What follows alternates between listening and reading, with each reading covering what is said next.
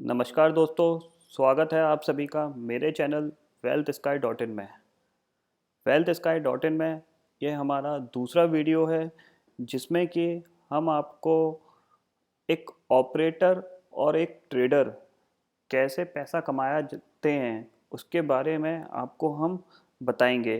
और पहला टूल जो इंट्राडे ट्रेडिंग में काम आता है, जो कि चार्ट, जिसे हम चार्ट और कैंडल स्टिक के नाम से जानते हैं, वो हम आपको सिखाएंगे। दोस्तों, ऑपरेटर वो लोग हैं जो स्टॉक मार्केट से में जो पब्लिक होती है, जो पीपल्स होते हैं, जो आते हैं स्टॉक मार्केट में इंट्राडे ट्रेडिंग करने या इन्वेस्टमेंट करने, उन लोगों का पैसा अपने पास खींचते हैं।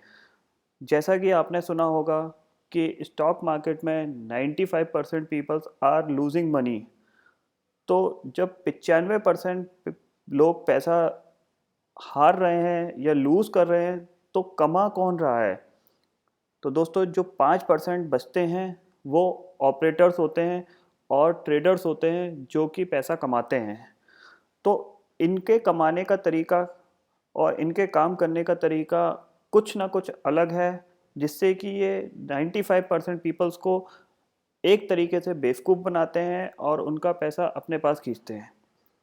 तो चलिए दोस्तों, आज हम सीखते हैं चार्ट्स और कैंडलस्टिक कि एक ऑपरेटर कैंडलस्टिक को कैसे पढ़ता है और कैसे वो चार्ट पे काम करता है, ताकि 95% पीपल्स बेवकूफ़ बनते हैं।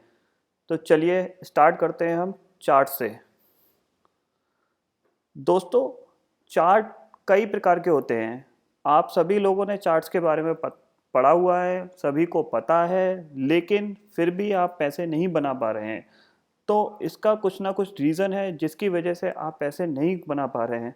कभी आप लाइन चार्ट देखते हैं, कभी आप बार चार्ट देखते हैं, कभी आप कैंडलस्टिक चार्ट देखते हैं, कभी हेकन-आशी चार्ट देखते हैं, कभी आप रेंको चार्ट देखते हैं। बहुत टाइप्स के चार्ट हैं इस स्टॉक मार्केट को पढ़ने के लिए, लेकिन उनको फॉलो कैसे किया जाए, तो एक ऑपरेटर उनको कैसे फॉलो करता है, ये हम आपको बताते हैं।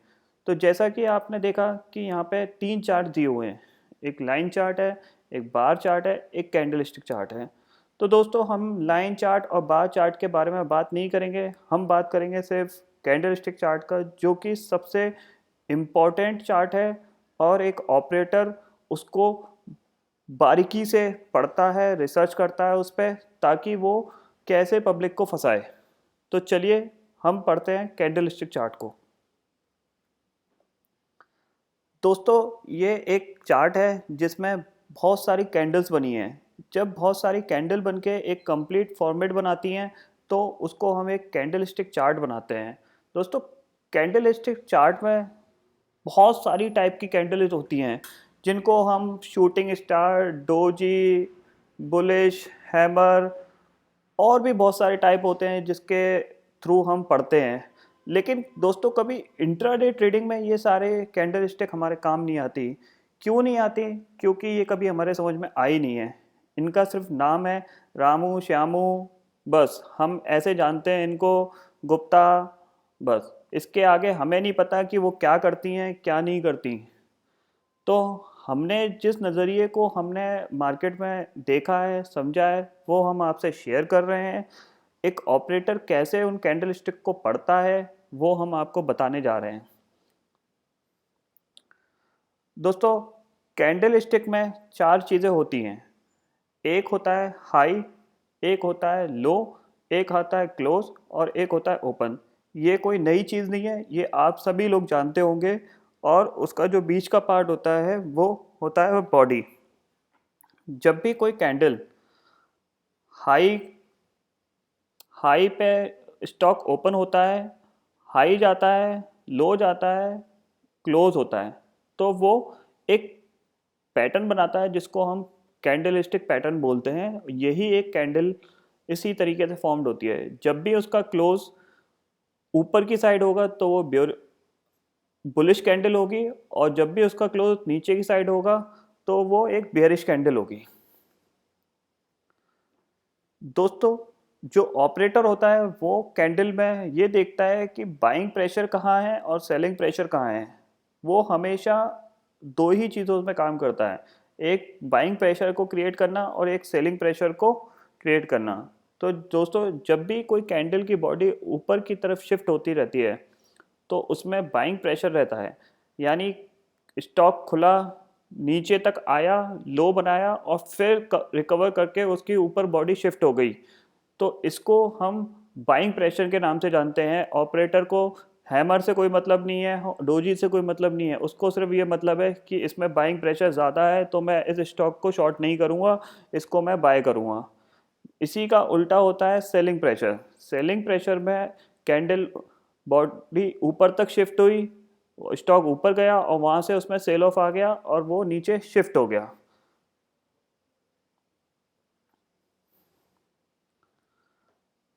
दोस्तों ये कुछ कैंडल्स हैं जिनको हम एक्सपेंडेड रेंज कैंडल और नैरो रेंज कैंडल बोलते हैं, जो कि ऑपरेटर इन चीज़ों पे बहुत ध्यान रखता है। हालांकि हम लोग नहीं ध्यान रखते हैं कि बड़ी कैंडल कौन सी बनी है, छोटी कैंडल कौन सी बनी है। हम लोगों को सिर्फ कैंडल बनने से मतलब है, हमें नहीं मतलब है कि छोटी कौन सी है, बड़ी कौन सी है। इसीलिए हम लोग कभी डिसाइड नहीं कर पाते कि स्टॉक बुलिश है या बेयरिश है, स्टॉक का ट्रेंड क्या है, स्टॉक ऊपर जाना चाह रहा है या नीचे आना चाह रहा है। हमें सिर्फ मतलब है अगर स्टॉक ने 2-3 रेड बना दी तो हम उसको सेल करने पहुंच जाते हैं, और अगर स्टॉक ने को 2-3 ग्रीन बना दी तो हम उसको बाय करने पहुंच जाते हैं और वहीं पे फंस जाते हैं और अपना पैसा लूज़ कर लेते हैं। दोस्तों ये एक मेरा एक तरीका है कैंडल स्टिक को पढ़ने का। ऑपरेटर हमेशा कैंडल को इस तरीके से पढ़ता है कि उसको बाकी किसी कैंडल से कोई मतलब ना रहे। उसको नहीं पता कि शूटिंग स्टार क्या होता है, उसको नहीं पता हैमर क्या होता है, उसको नहीं पता राइजिंग स्टार क्या होता है, उसको नहीं पता डोजी क्या होता है। हम सिर्फ एक ही चीज़ मॉनिटर करते हैं कि स्टॉक की क्लोजिंग कहाँ हो रही है, कि उसकी रेंज क्या बन रही है स्टॉक की, तो हम उस चीज़ पे मॉनिटर करेंगे। तो दोस्तों ये मैंने एक कैंडल बनाई हुई है जिसमें कि बुलिश, न्यूट्रल, बेयरिश और वेरी बेयरिश के बारे में आपको पता लगेगा। जब भी कोई स्टॉक 100% से 80% के बीच में क्लोज हो रहा है और वो उसके रेंज के बीच में बंद हो रहा है तो वो वेरी बुलिश काउंटर है, वेरी बुलिश स्टॉक है। आप इस स्टॉक में हमेशा बाइंग करके काम करेंगे। ये कैंडल आप घंटे में, आधे घंटे में, दिन में आप कभी भी देख सकते हैं। अगर कोई स्टॉक 80% से लेकर 90% के बीच में क्लोज हो रहा है तो वो बुलिश रेंज में आता है। तो यहाँ पे बुलिश रेंज है कि स्टॉक में एक अपसाइड पोटेंशियल है, लेकिन वो पोटेंशियल इतना स्ट्रॉन्ग नहीं है कि वो बहुत तेज़ी से स्टॉक भागे, इसलिए वो बुलिश है। अगर स्टॉक 60% टू 40% के बीच में क्लोज होता है तो न्यूट्रल है, इसको हम डोजी भी बोलते हैं कि ऊपर गया, नीचे गया, बट अल्टीमेटली बीच में आके बंद हो गया, यानी डिसाइड नहीं हो पाया। बुल और बेयर्स ने खूब कंपटीशन किया लेकिन कोई नहीं जीता, तो ये नॉन डिसाइसिव कैंडल हो गई, यानी इसको हम डोजी बोलते हैं। अगर स्टॉक 40 to 20% के बीच में बंद होता है तो ये बेयरिश कैंडल है, और अगर 20 to 0% के बीच में वेरी बेयरिश है।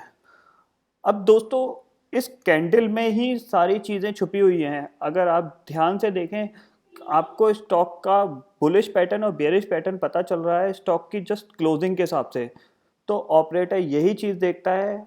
ऑपरेटर को सिर्फ इसी चीज़ से मतलब है कि आखिर कैंडल कहाँ पे बंद हो रही है। जैसे ही वो देखता है कि कैंडल यहाँ पे बंद हो रही है तो वो अपनी स्ट्रेटेजी से लोगों को फंसाना चालू कर देता है। या तो स्टॉक को तेज़ी से गिराएगा या तेज़ी से उसको उछालेगा, तो लोग कहेंगे कि चलो इसमें स्टॉक में मूवमेंट आ रहा है, हम इसको बाय करते हैं या सेल करते हैं। ये कुछ एग्जाम्पल हैं बुलिश, बेरिश और न्यूट्रल के। दोस्तों ये निफ्टी का लास्ट 2 ट्रेडिंग सेशन का चार्ट है जिसमें कि ये डे कैंडल ली हैं। अब आप ये देख रहे हैं कि लास्ट कैंडल में निफ्टी ने हाई बनाया और उसके बाद निफ्टी में पूरा सेल ऑफ आके निफ्टी ने बिल्कुल नीचे जाके क्लोज दिया। यानी रेंज जो हुई वो हुई 0 से लेके के 20 के बीच में, यानी निफ्टी उस दिन बियरिश था। अगले दिन के लिए हमने इसमें शॉर्ट बनाया और निफ्टी ने कितने पॉइंट का